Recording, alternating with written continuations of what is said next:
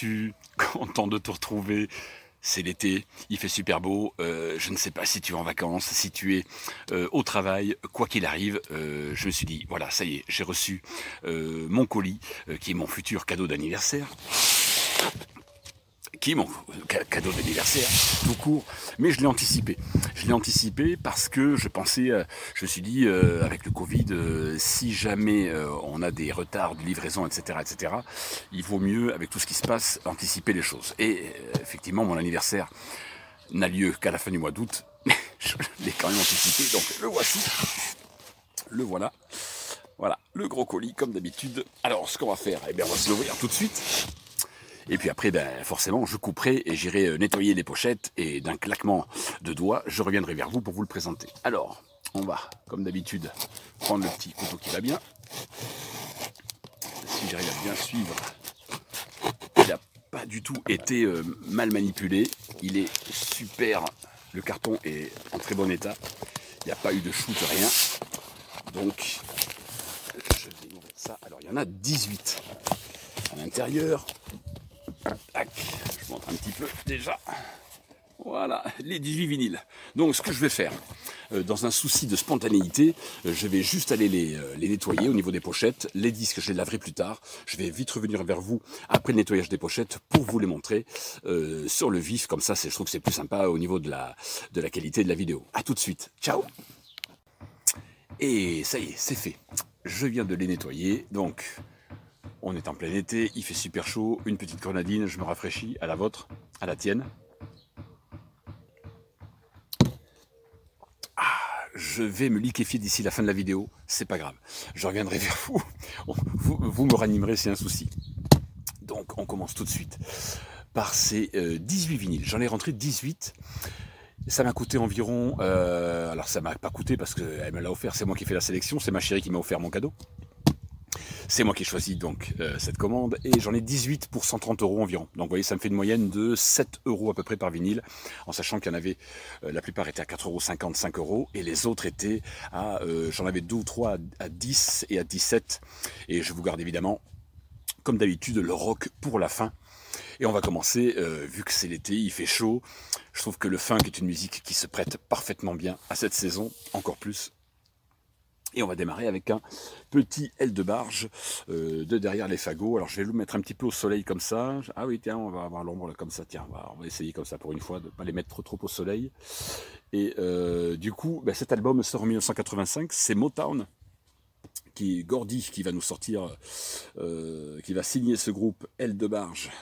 Alors là, c'était même d'ailleurs de barge tout court. Ce n'était pas Aile de barge, c'était le groupe avec Aile de barge ici. Ses frangins et la sœur, mignonne comme tout, la petite sœur là. Et du coup, bah, Rhythm of the Night, vous avez dessus You Wear It Well, qui sont des titres qui ont fait danser, j'allais dire presque la planète entière, cette année-là, en 1985. Et oui, énorme succès de ce disque qui s'est très bien vendu donc. Et pour démarrer donc cette vidéo, je voulais vous montrer celui-ci en premier. Alors, rapidos pour les disques. Inner sleeve, sympathique comme toujours, les crédits, les petites photos sympathiques. Elle était mignonne la sœur, hein. Moi j'aime bien la sœur. Hein. Ah, ouais. Et puis ben, donc Gordy, hein, pressage américain. Donc Gordy. Alors, évidemment j'ai lavé les pochettes, mais pas les disques, hein, sinon ça m'aurait fait perdre un petit peu ma spontanéité, donc je préférais vous les présenter comme ceci. Donc là, c'est un très bon disque, alors funky on va dire, hein, très funk. Oui, qui avait le mérite de faire danser les gens. Donc c'était les mélodies qui vous restaient dans la tête. Donc c'est un disque qui s'est très très bien vendu en son temps, en 1985. Aile de barge. Alors je suis en train de tourner, je vais jouer un petit peu avec la lumière comme ça, je vais voir si je peux. Hop, voilà. Alors, hop, ici, on continue avec George Benson. Je vous ai présenté déjà plusieurs albums de cet artiste, j'en ai beaucoup. Et bien voilà, celui-ci, alors j'ai le soleil en pleine poire, mais je crois que c'était l'album de 79, voilà, double album, avec une photo un peu où il fait un peu tristounet, là, le père Georges, voilà, on dirait qu'il est dépité, avec les crédits et tout, super, mais en tout cas, bon, double album, très funk, vous connaissez hein, cet excellent guitariste, bien sûr, George Benson. Je voulais impérativement l'avoir. Je ne vous sors pas les vinyles, hein. Je voudrais vraiment faire des vidéos plus courtes parce que je me rends compte que c'est quand même des vidéos à 30 minutes. Alors même si la dernière fois d'ailleurs, et je vous en remercie, vous m'avez explosé le compteur des likes. On a dépassé les 160 likes, donc génial. Effectivement, je vais essayer de rester sur ce format de 20 minutes grand maximum. Donc je fais assez vite. En 1988-89 sortait 88 Fanion Cannibals, un mélange de je sais pas, pop rock funk, c'est vraiment un mix de tout ça.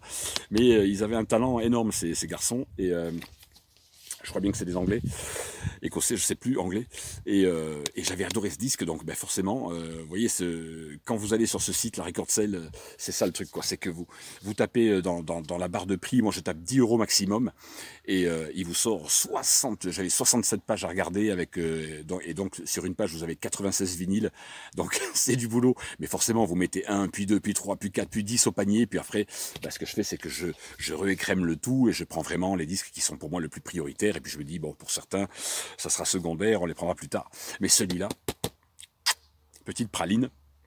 Alors ce que je ferai, j'ai envie d'essayer ce petit concept-là, vous me direz ce que vous en pensez. Une fois que ces vidéos seront terminées, c'est quand même assez frustrant de ne pas pouvoir vous faire que tous les morceaux. On est tellement striké que je préfère les mettre à part en fait. C'est-à-dire je vous ferai une vidéo d'ici 2-3 jours avec des petits extraits comme ça, pas des chansons entières, mais des petits extraits d'un petit peu tous les albums comme ça pour vous donner une idée de ce que c'est. Même si vous pouvez aller les écouter vous déjà sur internet, mais j'essaierai ce petit système, on verra bien si ça plaît ou pas. On fera un petit essai, parce qu'après bon, je vais partir en vacances quelques jours, du coup je reviendrai qu'en septembre, donc je vais quand même essayer ça. Vous me direz ce que vous en pensez, si vous voulez que je vous mette des petits extraits comme ça, mais sur une seule vidéo je vais regrouper plein de petits extraits comme ça des albums que je vous présente. Level 42, Mark King, Mark le roi des bassistes. Ah ouais, un groupe qui était catalogué New Wave.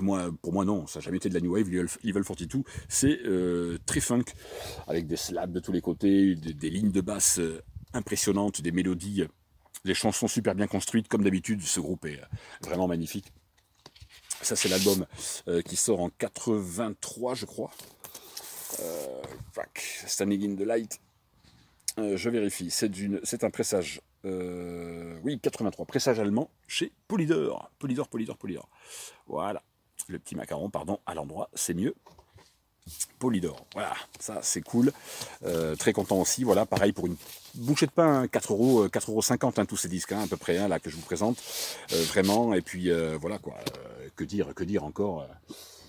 Je vous laisse admirer la petite pochette avec la belle photo pendant que je prends une petite taffe de ma vapote.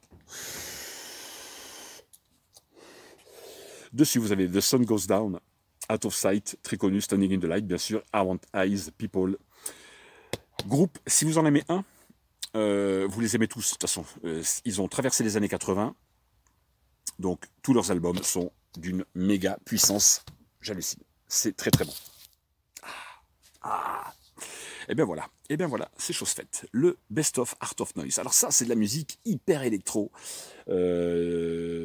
Années 80, mais c'était, je trouve, moi, très novateur. Je ne sais pas ce que vous en pensez. Pour ceux qui connaissent Art of Noise, c'était un groupe vraiment qui était... alors, il y a le célèbre morceau, évidemment, la reprise Kiss, avec Tom Jones. Et oui, Tom Jones qui viendra donc revisiter sa chanson, la chanson de Prince, plutôt, Kiss, avec Art of Noise. Voilà, reprise de Prince, hein, bien évidemment, hein, qui était à l'origine de ce titre, Kiss, sorti en 86. Et donc, ce groupe-là, Art of Noise, va arriver et va sortir. Donc, il y avait 2 albums aussi, très très bons. C'est une carrière très courte, Art of Noise, mais voilà, là, c'est le best-of. Et comme tout ce que j'aime est sur ce disque, voilà, je me suis dit, allez, je le prends pour 3,50 €, 4 €. Hein, vous avez vu, c'est quand même pas mal, une fois que c'est nettoyé. C'est quand même tout propre, tout nickel. Voilà. Et le vinyle, c'est un vinyle, donc pressage, oh, ça doit être allemand, ça peut-être, non, je vois même pas le GEMA, je sais pas du tout ce que c'est, peut-être hollandais ça.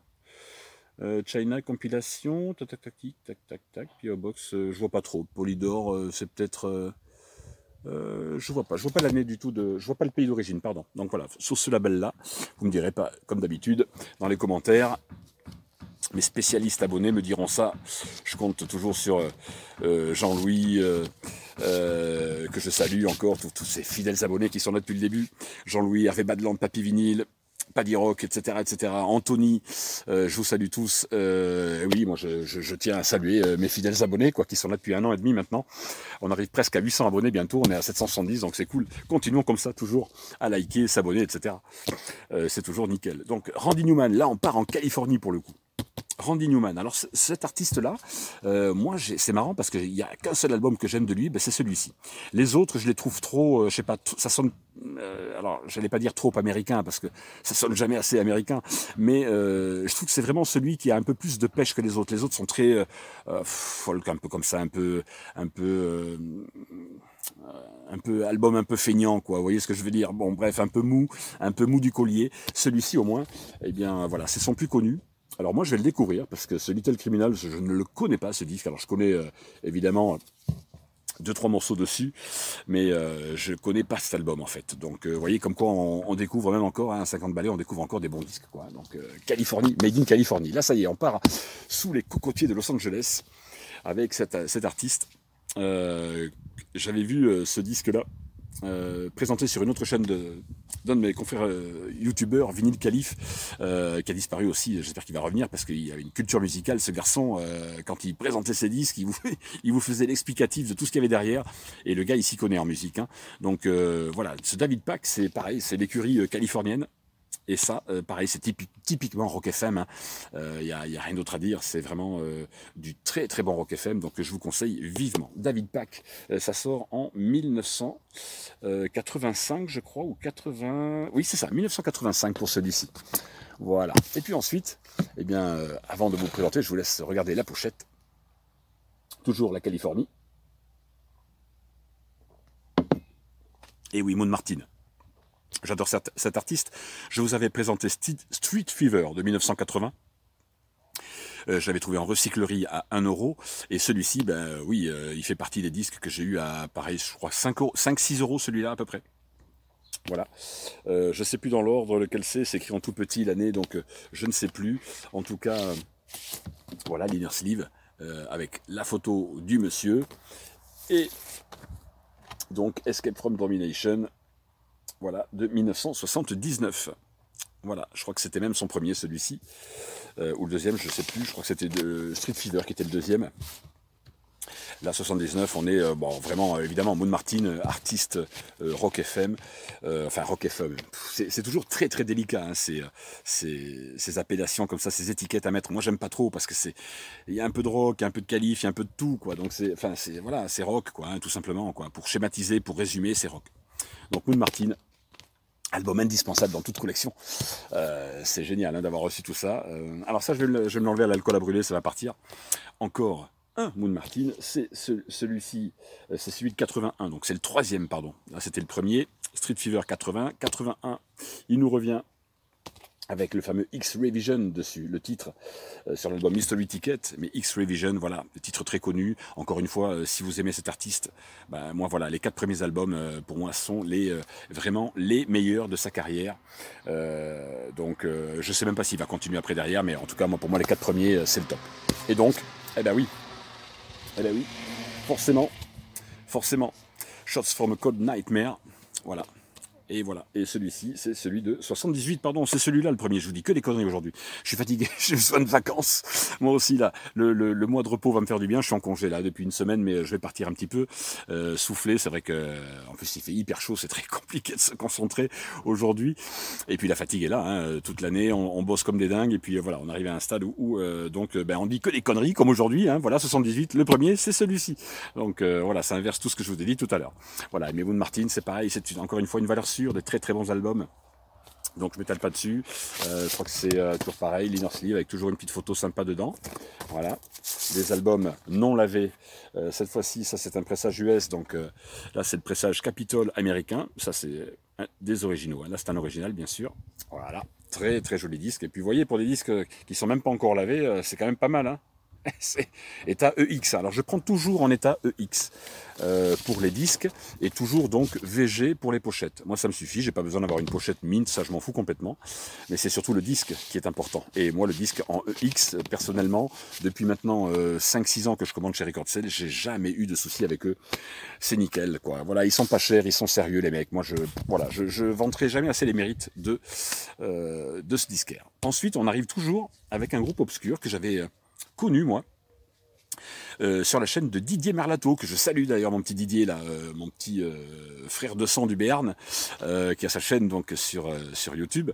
Didier Merlato, tout simplement, vous tapez Didier Merlato et vous allez tomber sur sa chaîne, qui vous fait des bons petits concepts en plus, par où commencer, sur tel ou tel artiste, très très bien, pareil, un mec avec une culture immense, j'en apprends beaucoup avec lui aussi, on se nourrit de ces youtubeurs là qui sont quand même assez fantastiques, et donc il avait présenté cet album qui sort en 1983, de ce groupe Night Ranger, qui frappe pas beaucoup d'albums, me semble-t-il, d'après ce que si mes souvenirs sont bons. Et donc en 83, voilà, il sort cet album, pressage américain, celui-ci, et qui est pareil, très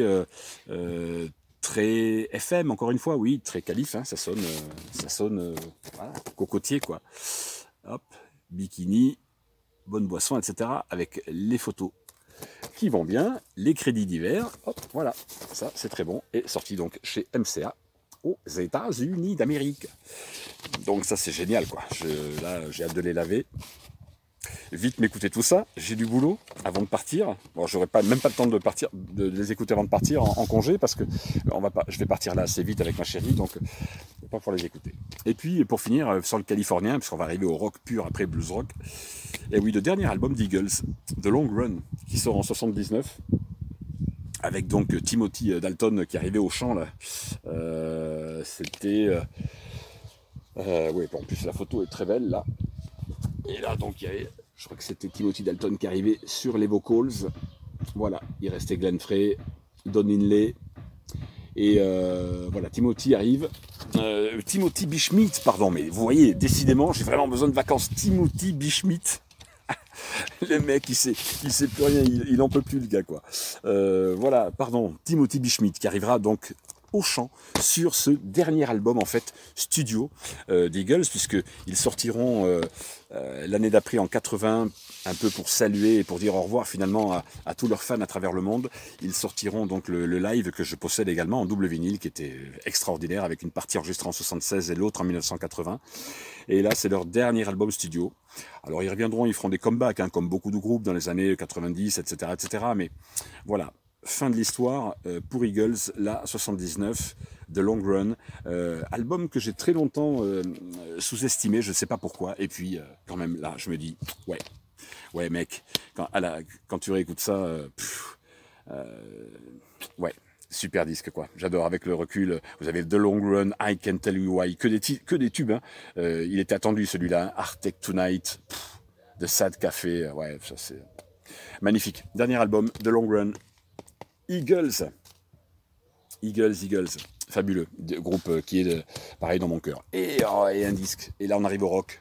Blues rock. Johnny Diesel et des Injectors, c'est des Australiens. Je l'avais découvert sur Skyrock Connection un dimanche soir, j'avais 21 ans. Et il posait une question à la radio, si on décrochait assez vite, on pouvait gagner. Je l'avais gagné en CD, je l'ai toujours en CD. Et là, c'est du pur blues rock, je vous le ferai écouter. Un petit extrait blues, là, vous avez Since I Feel For You et Crying Shame. Une voix à la Rod Stewart, bien cramée comme ça, bien rocailleuse. Pur blues rock, phénoménal, une pochette sublime en plus, magnifique. Alors là, j'espère qu'à l'ombre, vous les voyez quand même pas mal. J'espère que la lumière, elle sera pas trop mauvaise pour vous, parce que moi, je me vois pas trop avec les lunettes. Là, j'ai mis quand même le parasol parce que sinon, déjà que là, je prends le soleil et je vais crever. Et ça sort, pardon, en 1989. Voilà, et ouais, promotionnel américain. Voilà, Johnny Diesel and the Injectors avec Noiseworks, Daryl Braithwaite, tout ce mouvement rock, In Excess, Midnight Oil, tous ces Australiens, fin des années 80, il y avait un revival rock de ce pays-là, c'était un peu, on appelait ça à l'époque l'invasion australienne, et donc tous ces mecs vont arriver, Jimmy Barnes également, et Johnny Diesel, alors en France ici, vont passer totalement inaperçus, mais moi j'étais très branché à l'époque de ça, et j'allais chez le disquaire à l'époque, et pour aller dénicher des trucs australiens, et voilà, et heureux de l'avoir pécho à pas cher, hein, celui-là, je crois, 5-6 € à peu près. Johnny Diesel, à vous mettre sous les oreilles pour le blues. Et puis le deuxième album de ma petite chérie Pat Benatar, ma petite Pauline brune, qui est magnifique sur cette photo. Voilà, c'est son deuxième disque. Qui sort en 1980, juste après dans son tout premier que je vous ai présenté d'ailleurs il n'y a pas très longtemps. Et voilà, celui-là, voilà, stop quoi, top, c'est du Chrysalis hein, Records, donc je vous le sors pas. Voilà, vous les connaissez les Chrysalis. Voilà, avec le groupe ici, Pat Benatar, deuxième album, rock. Bijou, et oui, culte, hein. Là il n'y a que de très très bons albums quoi. Et puis le deuxième album studio de Bryan Adams. Voilà, ça y est, celui-là aussi, je l'ai chopé, je l'ai vu à petit prix, je l'ai pris tout de suite chez I.M. Records, ça sort, ça. C'est produit par Bob Clearmountain, excusez-moi, hein. Et Bob Clearmountain, un des plus grands prods des années 80, et qui va nous sortir un super disque. Il arrive juste avant Reckless, celui-là, hein, qui sort en 84, que je vous avais également présenté, 83, juste l'année d'avant, voilà. Super disque de Bryan Adams, de toute façon là c'est pareil, c'est une valeur sûre, vous aimez un album de cet artiste, jusqu'à ce qu'il écrive le slow pour la BO du film Robin des Bois avec Kevin Costner, il a fait que des albums, c'est des chefs-d'œuvre quoi. On arrive au lourd de chez lourd, avec des disques. Alors, Blackfoot, Marauder, ça va parler aux gens qui aiment Lynyrd Skynyrd, qui aiment ZZ Top, qui aiment tout ce rock sudiste, très américain, avec des guitares bien saturées aussi, pareil, regardez la bobine des gars, super, ça c'est un album voilà, de folie. Ils étaient assez inégaux sur leurs albums Blackfoot, mais voilà, moi on m'a toujours dit c'est celui-là, il faut se le choper. Je l'avais écouté une fois, j'étais tombé à la renverse et j'attendais un jour de le choper à bon prix, et le voilà. Donc ça c'est Marauder, moi j'adore, je surkiffe. De toute façon, encore une fois, voilà, vous aimez le rock sud-américain, là il n'y a rien acheté, ça sort chez Atco. Good Morning, en plus c'est un pressage allemand celui-là, et super disque. Je passe une photo dedans, les crédits divers comme d'habitude. Hop, je vous montre un petit peu le macaron Atco de l'époque. Voilà, superbe disque, vous voyez, les trucs en UX quoi. C'est, je sais pas si vous les voyez bien là, mais les disques sont vraiment nickel chrome quoi, propre et tout. Bon, il n'y a plus qu'à les passer au lavage et c'est bon. Après ça sera pris pour l'écoute. Je ne pose jamais un disque sur la platine si je ne l'ai pas lavé. C'est clair. Que ce soit de l'occasion, comme ça, des originaux ou des disques neufs. Parce que même sur les disques neufs, de toute façon, vous avez plein de résidus, plein de saloperies, de poussière, d'étiquettes, de trucs papier qui se collent dessus. C'est dégueulasse, donc je les lave. Mais Blackfoot, là, voilà, ça sort, pardon, en 1981, pour ce Marauder, qui est un excellent disque rock sudiste. Et puis, pour terminer, il m'en reste que deux à vous présenter. Eh ben oui, j'ai chopé le premier. Je vous ai présenté la dernière fois le deuxième et le troisième que j'ai trouvé pour une bouchée de pain. Et voilà le premier Alice Cooper. Alors c'est pas l'original, c'est la réédition, je pense 83, peut-être début des années 80. Pourquoi? Parce que vous le repérez tout de suite. Le code barre ici veut dire que jusque de 68 à 80, c'était des lettres qui étaient des codes prix en fait de référence pour les disquaires pour appliquer leur prix dessus, que les maisons de disques imprimaient directement sur les pochettes. Vous aviez le T, le U, le B, le Y, le A, etc., etc. Ensuite, vous avez eu entre 80 et 82, 83 à peu près. Par exemple, là, c'était, je ne sais pas, Warner Bros. Vous aviez le WB, c'était des lettres comme ça qui étaient notées. Et dès 83 est arrivé le code barre. Donc, comme là, on est sur un pressage français. Donc, à l'origine, il sort en 72, mais on est sur un pressage français. Donc, il y a un code barre. Donc, ça, certainement un pressage de 83, 84, quelque chose comme ça. Mais peu importe, regardez l'état, le truc. Évidemment, il est très beau. Le Killer d'Alice Cooper qui sort en 72 avec cette fameuse pochette et le serpent qui tire sa langue. Et donc voilà, le disque vinyle réédité, donc encore une fois. Et à l'origine, donc il sort même en 71 parce qu'il est piraté sur le macaron 71 et au dos de la pochette en bas ici, il est piraté 72. Voilà, vous voyez là en bas au coin. Vous voyez?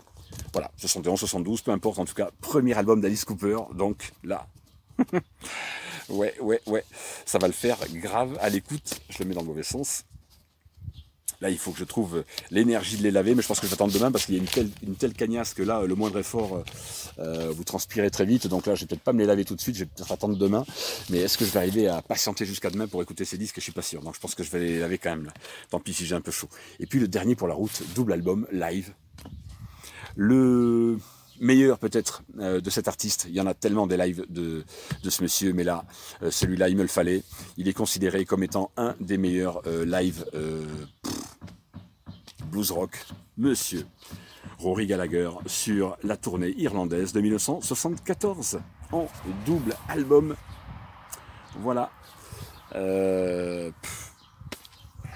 Rory Gallagher, je vous laisse apprécier les petites photos qui vont bien. Alors celui-là, je peux vous dire, je pense que c'est le tout premier que je vais me mettre de suite là sur la platine dès qu'ils seront propres, parce que, bah oui, ça c'est, vous connaissez mon amour pour le blues rock, et donc là, forcément, le fait d'avoir trouvé ça, et je l'ai trouvé celui-là à 10 €. C'était pardon, le Alice Cooper Killer, qui était à 17. C'était le plus cher, tous les autres étaient à 4-5 en moyenne, et celui-là et le Gallagher, 10 €, double album live, sorti pareil chez Chrysalis. Là c'est un pressage français, et pareil, ça c'est une réédition, ce n'est pas l'original de 1974, c'est une réédition un peu plus tardive. Je vais regarder au dos plus attentivement. Voilà, vous avez encore le PG ici, vous voyez, publication phonogramme, donc ça c'est un disque qui a été pressé très certainement entre 1980 et 1983. Voilà pour le Irish Tour, j'espère que ça vous a plu. Pour ma part, je vais me régaler, donc je vous reviendrai mes amis pour début septembre. J'aurai un petit truc à vous présenter assez sympa, qui est mon deuxième cadeau d'anniversaire, celui-ci étant le premier. Ma chérie m'a dit, allez, je sais que ta passion pour la musique, donc bien sûr, tu peux te choisir un autre petit truc. Et je me suis choisi un autre truc que je vous présenterai donc dès la rentrée au mois de septembre. Donc je vous souhaite à tous de bonnes vacances. Reposez-vous bien, décompressez, soyez prudents parce qu'évidemment avec ce Covid, ces trucs de merde, là c'est un peu chiant, mais voilà. Je vous fais de gros bisous. Merci encore pour votre fidélité. Vous êtes de plus en plus nombreux, c'est génial. Surtout n'oubliez pas, si ça vous a plu, le petit like comme d'habitude en dessous de la vidéo. S'abonner en rouge, c'est gratuit ici, il n'y a pas de compte Tipeee, il n'y a pas de... Aucun argent ne vous sera jamais demandé sur cette chaîne. On est dans le partage pur, il n'y a rien d'autre qui compte. Donc l'abonnement, évidemment, c'est gratuit. Donc allez-y, la petite cloche pour être au courant des dernières vidéos. Et je vous fais de gros bisous, je vous souhaite de bonnes vacances à tous et à toutes. Je vous embrasse et je vous dis à très bientôt. Ciao!